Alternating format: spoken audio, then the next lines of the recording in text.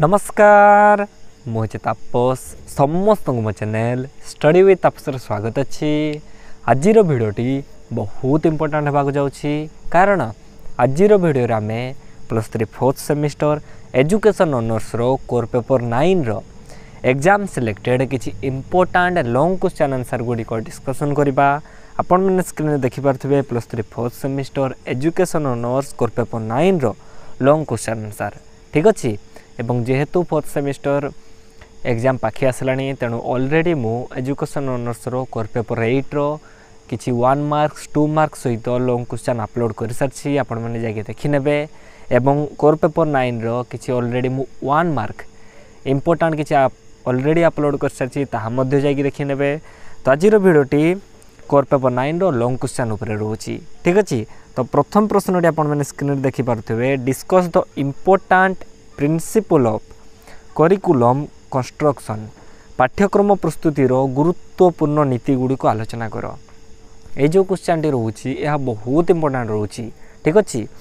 तो देखिए आंसर कौन रोची पाठ्यक्रम प्रस्तुतिर गुरुत्वपूर्ण नीति गुड़िक मध्य पाठ्यक्रम निर्माण होची शिक्षागत हासिल करने शिक्षण अभिज्ञतार एक व्यवस्थित संगठन देखंतु कौन कहगला ना पाठ्यक्रम निर्माण करवा हेउची कौन ना शिक्षागत हासिल करने मानि नियंतु आज आम गोटे कौन सी सिलेबस को लेकिन पाठ पढ़ुचे जो भाई आपंकर कोर पेपर 9 किसी सिलेबस रही ताकू नहीं आम आज पाठ पढ़ुचे ना।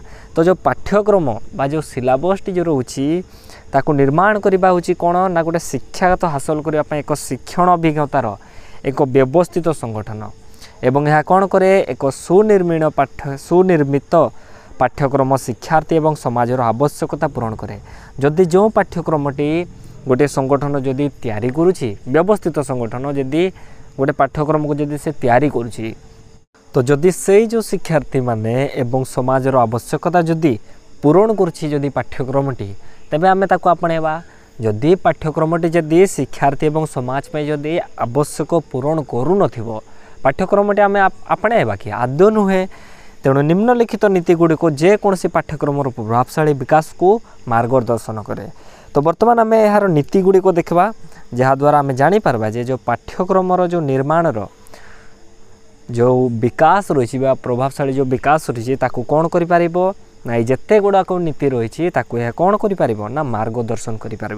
तो देखा यार नीति गुड़िक कौन रोची।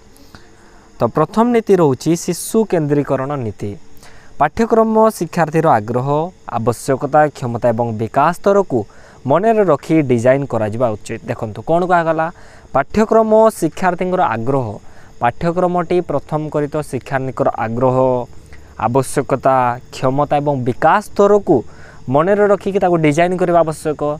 जदि आज क्लास 5 क्लास गोटे स्टूडेंट को जदि आम हुए तो 8 कि 9 माने 8 कि 9 क्लास जदि आम सिलेबस बा पाठ्यक्रमटी जदि देदेबा तो ताहापी कष्ट हम ना ताकू से आग्रह कर माने पढ़ापी आग्रह देव ना कि बुझीपर जहाँफल तार कौन विकास हे कि आद्य नुहे। तेणु कौन कहगला पाठ्यक्रमटी शिक्षार्थीकर आग्रह आवश्यकता क्षमता एवं विकास स्तर को लेकिन डिजाइन करा उचित। यह सक्रिय अंशग्रहण उत्साहित करने एवं सामग्रिक विकास को प्रोत्साहित करने उचित। एवं जदि जो डिजाइन जो आम करले जदि शिक्षार्थीर जदि ताहा आग्रह आवश्यकता क्षमता एवं विकास भली जदि विकास जदि तार स्तर को जदि से मन करुछि तो पाठ्यक्रमटी कौन हम ता प्रति उत्साहित हम एवं तार सामग्रिक विकास रे पाठ्यक्रमटी कौन करिवो ना साहाय्य करिवो।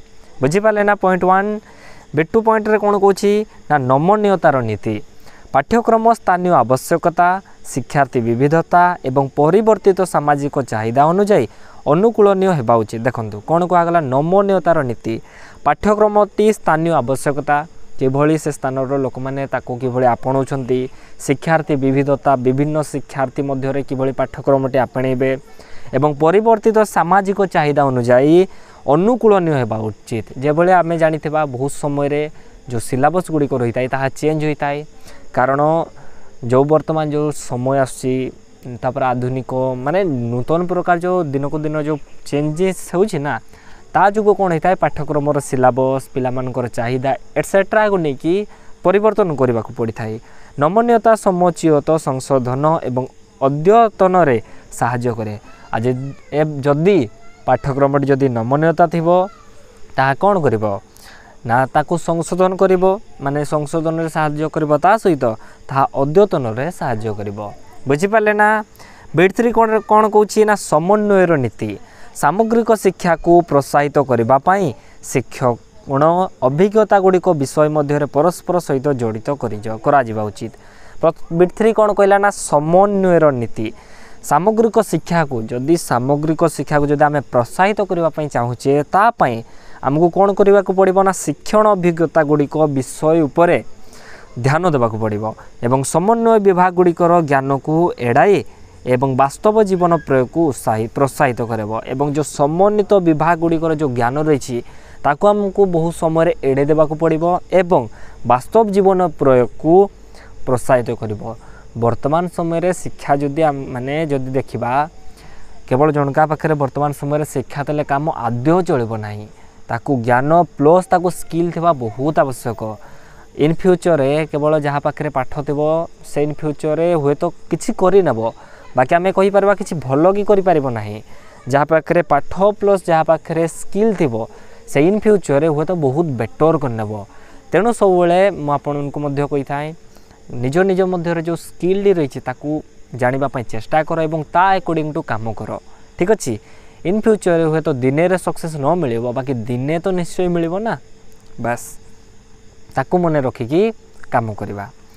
आईवी रे कौन कहूँ ना संतुलन नीति शिक्षार्थी सार्वजनीन विकास सुनिश्चित करने शैक्षिक शारीरिक नैतिक एवं वृत्तिगत शिक्षा भली विभिन्न क्षेत्र मध्य संतुलन बजाय रखा पड़ो। शिक्षार्थी सार्वजनीन विकास जो शिक्षार्थी मानकर कौन हो ना ऑल ओवर डेवलपमेंट हो सार्वजनीन विकास हो ताको आमे सुनिश्चित करवा। शैक्षिक शारीरिक नैतिक एवं वृत्तिगत शिक्षा भली विभिन्न क्षेत्र मध्य आमे कौन करवा ना शिक्षा को संतुलन बजाय रखा चेष्टा करवा। ठीक अच्छे। नेक्स्ट पॉइंट कौन कहूँ ना प्रासंगिकतार नीति पाठ्यक्रम छात्र मानकर वर्तमान एवं भविष्यत जीवन सहित प्रासंगिक होगा उचित। आमे जो पाठटी पढ़ुचे ना कि केवल तार आम वर्तमान आवश्यकता पूरण करिबो ता सहित जेबोली पाठ्यक्रमटे आमर इन फ्यूचर किसी काम रे आसू ता प्रति मध्य ध्यान देवा उचित। एथिरे एपरी विषय वस्तु अंतर्भुक्त होगा उचित जहाँ शिक्षार्थी मानक वास्तव विश्व चैलेंज पाई प्रस्तुत करिबो एवं आज जहाँ आमे पाठ पढ़ुचे ताहा आमे तो जानिले वर्तमान ताहा जे भली काम रे आसी ठीक अच्छी बाकी इन फ्यूचर मध्य काम रे आसीबा उचित। ता सहित आमे एभली विषय वस्तु को पाठरे ऐड करबा उचित जहाँ फल कौन हो आगामी भविष्य रे शिक्षार्थी माने जो चैलेंज गुड़ी को पाइबे जो लाइफ माने तांकर जो रियल लाइफ जो चैलेंजेस गुड़ी को पाइबे ता सहित जे मैंने से भली फेस टू फेस चैलेंज करि पारंतु से भली पाठ्यक्रम आनिबा उचित जहाँ फल इन फ्यूचर जे भली पिला माने बा छात्र छात्री माने जे भली इन फ्यूचर कौन सी भी ऑब्स्ट्रैकल्स ताऊ ताकू इजीली से मैंने कौन करि पारिबे ना आगे पारिबे। बुझिपारे ना। नेक्स्ट पॉइंट कौन कहूँ ना उपयोगितार नीति पाठ्यक्रम विषय वस्तु व्यवहारिक जीवन में उपयोगी होगा उचित। पाठ्यक्रम जो विषय वस्तु रही वर्तमान बा आमे कहि परबा ताहा व्यवहारिक जीवन में उपयोग होगा उचित। यह शिक्षार्थी मानक वृत्तिगत व्यक्तिगत एवं सामाजिक परिप्रेक्षी रे प्रयोज्य कौशल एवं ज्ञान विकास रे साहाय्य करबा उचित एवं यह शिक्षार्थी मानक मध्य व्यक्तिगत वृत्तिगत एवं सामाजिक परिप्रेक्षी रे ना तांको मध्य प्रयोज्य कौशल एवं ज्ञान विकास रे कौन होगा उचित ना साहाय्य करबा उचित। तेणु पाठ्यक्रमटी सबु बेले पिलांकर आवश्यकता पिलांकर नीड्स कहि परबा आमे पिलांकर किभली से माने ताकू किभली आपणै पारिबे ता उपरे सदा बेले ध्यान देबा उचित। एक भल भाव निर्मित पाठ्यक्रम उत्तम शिक्षा दर्शन को प्रतिफलित करे एवं प्रभावशाली शिक्षादान एवं अर्थपूर्ण शिक्षा पाई अत्यंत गुरुत्वपूर्ण। एक भल भाव जदि आमे कहिबा निर्मित पाठ्यक्रम कौन करिबो ना उत्तम शिक्षा दर्शन को प्रोत्साहित करिबो ता सहित प्रभावशाली शिक्षादान एवं अर्थपूर्ण शिक्षा पाई मध्य ताहा अत्यंत गुरुत्वपूर्ण होबो। एही नीति गुडी को प्रयोग करिबा निश्चित करे जे पाठ्यक्रम उद्देश्यमूलक आवश्यक एवं शिक्षार्थी मानक पाई सामाजिक आवश्यकता पूरण पाई सक्षम अटे।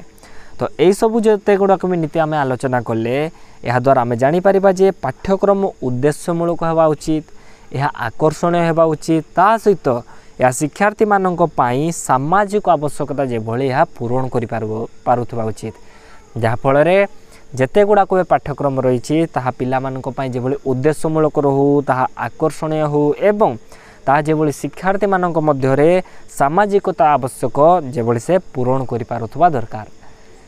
तो प्रथम प्रश्नटी आपण माने आशा करूँ बहुत भलरे बुझी पारुथिबे। ठीक अच्छे बर्तमान देखा द्वितीय प्रश्नटी कौन रोचे। तो आशा करूँ भिडियोटी आपको बहुत भल लगुव जदि भिडियोटी आपको भल लगुव गोटे लाइक निज सांग मानक शेयर करने सहित चैनल सब्सक्राइब करने आद्य भूलें ना।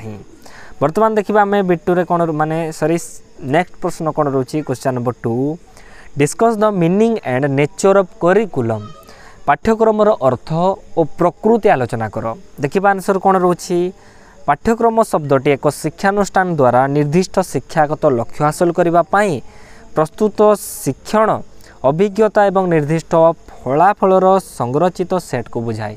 देखंतु आम जदि देखा पाठ्यक्रम जो शब्दटी एक शिक्षानुष्ठान द्वारा यह कौन होता है निर्दिष्ट शिक्षागत लक्ष्य हासिल करता सहित यह प्रस्तुत शिक्षण अभिज्ञता को कौन करे ना उद्दिष्ट फलाफलर सह गोटे संरचित सेट को बुझाए। जदि आम पाठ्यक्रम देखा पाठ्यक्रम कौन रोची आम प्रथम आलोचना कले फास्ट क्वेश्चन ना पाठ्यक्रमटी पिलार नीड्स अनुसार पिलार एक्सेप्टेशन अनुसार था उचित तेणु एठारे ही कहुच्छी पाठ्यक्रमटी शिक्षानुष्ठान द्वारा प्रथम तो निर्दिष्ट शिक्षागत लक्ष्य हासिल करने सहित यह प्रस्तुत शिक्षण अभिज्ञता को कौन कर संरचित सेट को ही यह बुझेब। यह केवल पाठ्यपुस्तक किंबा पाठ्यक्रम सीमित नुहे आम जाने पाठ्य जो रोची पाठ्यक्रमटी पाठ्यपुस्तक ता केवल ना कि पाठ्यक्रम सीमित अच्छी ता नुहे बरं शिक्षार्थी शिक्षागत यात्रा को आकार देउथिबा समस्त जिनिस को अंतर्भुक्त करे।